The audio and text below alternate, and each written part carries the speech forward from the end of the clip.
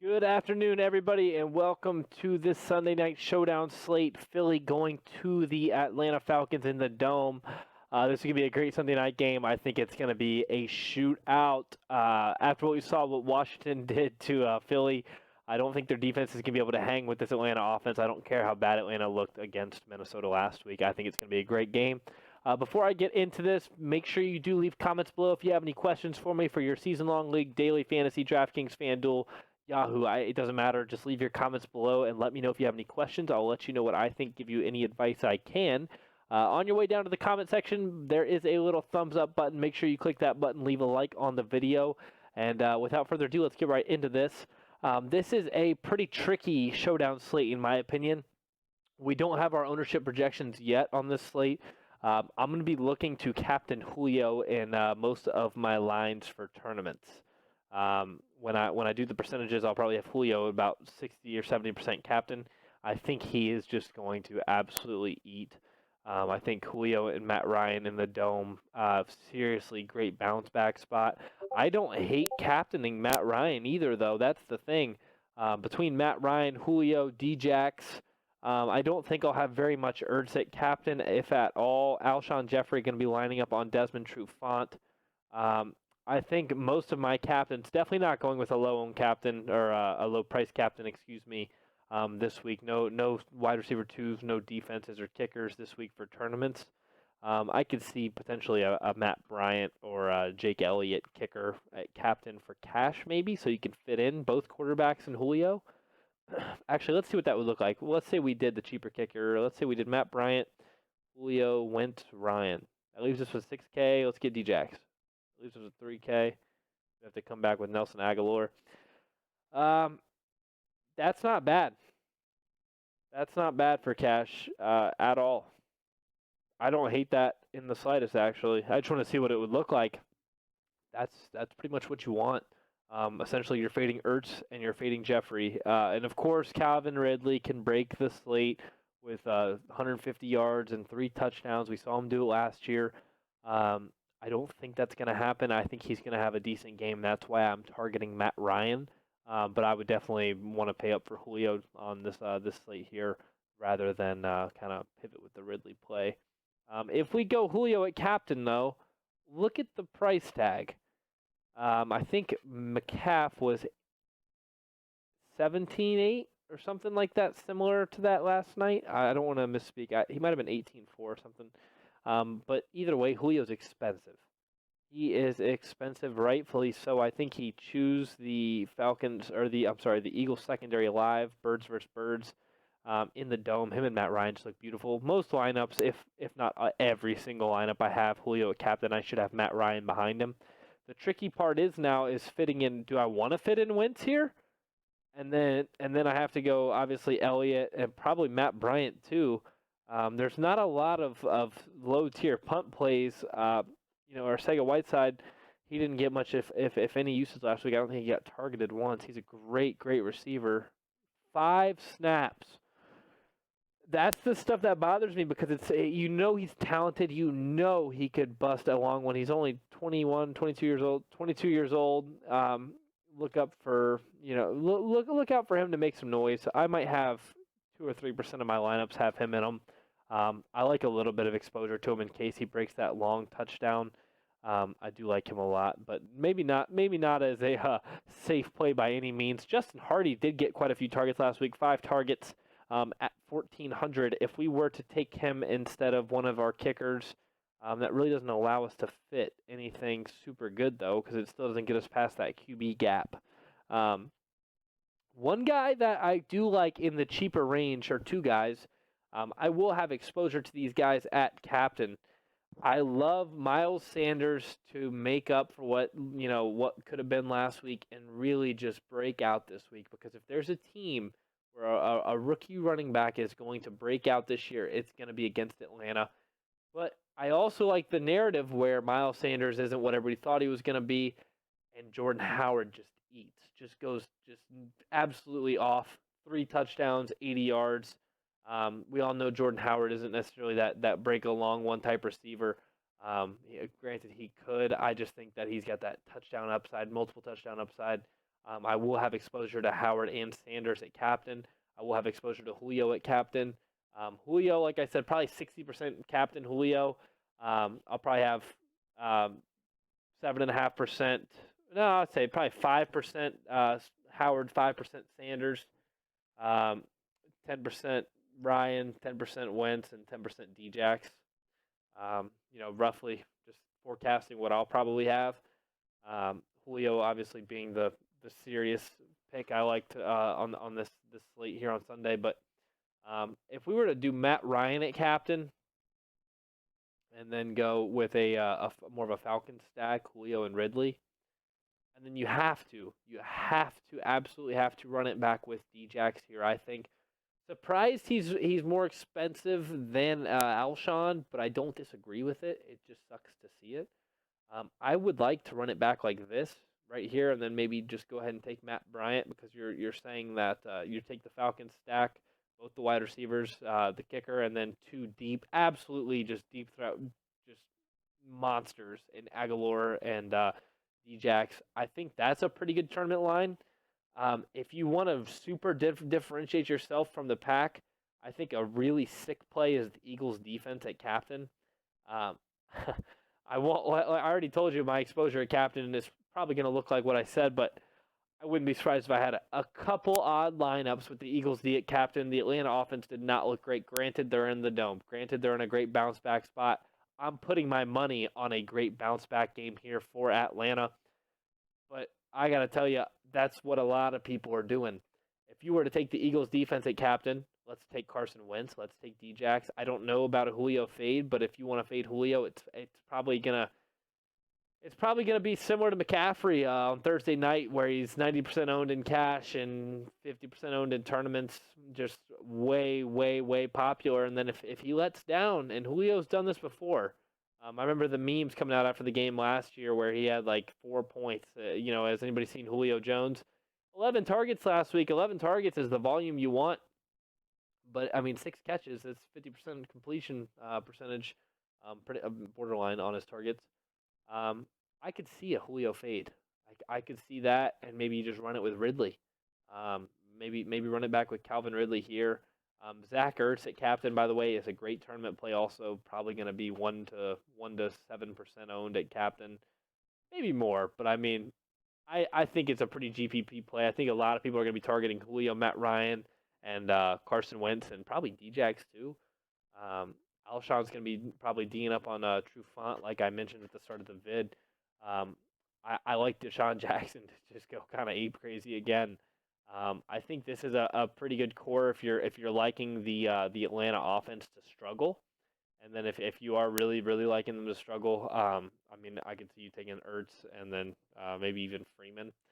I'm not in love with Freeman. I think this is a sketchy lineup where you leave a lot of money on the table and maybe take Hooper or even Sanu. I'm not a big Mohamed Sanu fan, but my favorite play for tournaments on the slate, though, it's probably not going to be Julio at captain. I think he should be pretty popular at captain.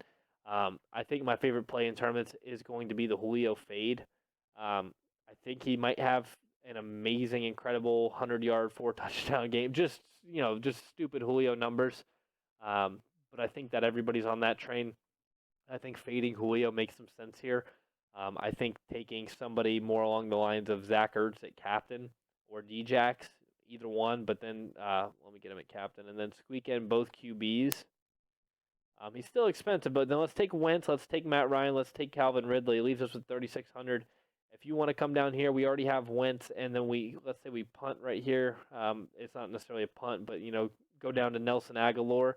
And then you can get that Jordan Howard play that I mentioned. I think that's a pretty good lineup, because I think you're basically saying Ryan and Ridley can make some noise. You don't have the Eagles defense. You're basically playing like a shootout without Julio Jones. And I think Zach Ertz is in a pretty sick spot. Not a lot of people know this, but the Falcons are not very good with covering tight ends. I don't know what it says the OPR. It says the opposing player rank is first. I like Zach Ertz. I think he's in a good spot. I think this is a pretty good tournament lineup here. I'm okay with it. Actually, I'll probably have this lineup entered. as soon as now. I think it's a pretty good play. You got both quarterbacks in there. Both have 30 to 35 point upsides. You have 2 pass catchers for Carson Wentz, 1 pass catcher for Matt Ryan. That's 5 of your 6 players already, and then you have a kicker. I'm sorry. Wait, and then you have a running back. You have Jordan Howard, who could vulture a couple touchdowns. Um, it's a good line. I think that's one of my favorite tournament plays. Just having Ertz at captain, and then I think you do need to take both quarterbacks. If you don't want to fade Julio and you try to sneak Julio in here, then you're gonna have to come down and punt with somebody deep. I don't think you can punt with like Hardy because then you're gonna have to play Arcega-Whiteside.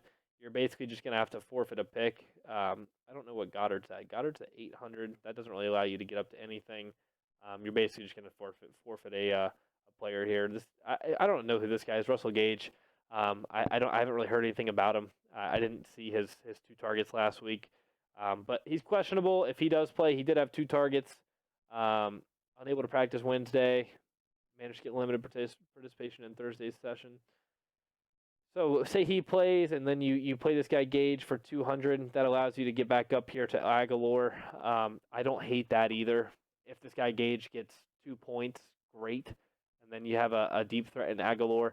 My big thing I don't want to fade tonight, or on this slate here, is Djax. I'm scared to fade Deshaun Jackson. So me personally, I would rather do these 3, maybe even go back to my captain spot, run it with Djax, and then take Ertz. And then if you take Ertz down there, that leaves you a 2750. You can grab Justin Hardy, who had those 5 targets last week, and then come back up here and run it with Sproles or a kicker. I'm okay with leaving up to 2,000 on the table in a showdown slate. You see weirder things. Those are pretty much that's pretty much most of my thoughts. Like I said though, I don't hate captain Matt Ryan and then Julio and Ridley and just play it. Hey, they're in the dome. They're probably just gonna eat the Falcon or the Eagles D alive. So if we captain Ryan, and then we have his 2 main pass catchers, and then below him you have to have Djax. You have to have somebody that's going to run it back the other way. And if you don't, and you think Wentz outscores Deshaun Jackson, I'm okay with it. But for the price tag with this lineup, I'll save the 2,000, take Deshaun Jackson, and then I'll come down and I'll take Aguilar and I'll take Matt Bryant. I think that's a great lineup. You're basically saying you got the 2 deep threats for Philly. Not that Alshon and Ertz can't make a deep ball go a long way, but I mean you got the fast guys. You got the fast guys in Jackson, Aguilar, and then you got their kicker too. I think that's a pretty sick lineup too, because I don't think a lot of Matt Ryan at captain is going to be there. A lot of people are catching on to the fact that most of these GPP takedowns are coming with positional players at captain. So those are mostly that's really all I got for you on this slate here. I'm not really going to have Alshon at captain, if at all. He had a decent game last week. I don't really want any shares of him at captain. I could see myself fading Julio for Alshon and going for the Eagles route. If we were to do Wentz at captain, let's see what that looks like real quick, and then we'll cut this off. But if we took him at captain, Alshon and Ertz, and said Djax has a down week, you got to have Matt Ryan. And if you don't want to have Matt Ryan, you got to have Calvin Ridley. And then you're basically broke. You're just broke. You're basically taking the Philly air stack. And it is what it is, but I'm not a big fan of the Philly air stack on this slate. I don't think it's a great tournament play. I think that on the road in the Dome, if you're going to be playing a stack, I think it's got to be Matt Ryan and his and Julio and Calvin Ridley. And Devonta Freeman, I almost forgot to mention Devonta Freeman in this video, but I think he actually will have a couple shares at captain for me. Not a serious percentage, but I wouldn't mind seeing Freeman in that captain spot in a few lineups, and then essentially you're basically saying he's either going to get some early touchdowns or just break a long one, snap 100 yards, game stays competitive, or you're just saying that Atlanta blows him out and they just let Freeman pound it. But I mean, after what we saw last week, it was pretty embarrassing, and I think a lot of people are going to think that. So I'm okay with taking Freeman. I'm okay with taking Julio below him, Matt Ryan, Carson Wentz. And that's going to leave us with basically kickers again. You can go Aguilar and you can go Jake Elliott. So I don't hate that lineup either. Good tournament plays all around. I think Julio and both of the QBs are going to be the chalkiest captains on this slate. Similar to Thursday night where it was basically McCaffrey, Cameron, Jameis at captain for most people. I think they're all good plays. I don't think Austin Hooper has the upside we're looking for at a captain spot. I don't think Sanu does either. I do think Miles Sanders, Jordan Howard, just the running backs in this game, Devonta Freeman, I think they're all good tournament plays. Uh, but I also could see myself being a little more tied towards Zach Ertz because of the upside Zach Ertz has. Not that the running backs don't, but I think Zach Ertz in that captain spot is just too expensive for people who want to pay for him. Everybody's going to say, let me just pay $300 less and get Djax at captain. People are going to be looking at that as a tournament line. I think it's a good one with Djax at captain, but when you take Ertz at captain, then of course you have to pair Wentz, and then let's just say we fade Julio, we go Ryan, we go Ridley. 3,600 left. You can go Jordan Howard and Aguilar maybe. Basically just take the pass catchers and Howard. Or you could leave the salary on the table, which I think is a better play, and go with Sproles, who you know is going to catch a couple balls right there out of the backfield, or even just take a kicker for a higher floor. If you do have any questions on this showdown slate for me, though, please let me know in the comment section below. Again, on your way down there, make sure you like the video. If you haven't already, please do subscribe. Turn on your notifications. I'm going to be doing my best to get these videos out to you within 24 hours of the slate starting. I can't guarantee that will always happen, but it will probably 95% of the time happen. But for that odd chance it might not, and for that odd chance that you're busy when I do upload the video, make sure you turn on your notifications. That way you do get alerted every time I post a video of this slate. And then again, I appreciate you guys watching. I look forward to this Sunday night game. I can't wait to watch this game. Like I said, I think it's going to be an absolute shootout, just a war.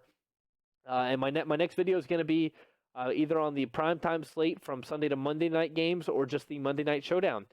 So whichever I end up doing, I will look forward to seeing y'all then. And if you have a preference, definitely let me know that in the comments below if you want me to cover the primetime slate or the Monday night showdown slate, or both. Definitely let me know in the comment section, and I will look forward to seeing you guys. Probably have that up Sunday afternoon, all right? So we'll see y'all then.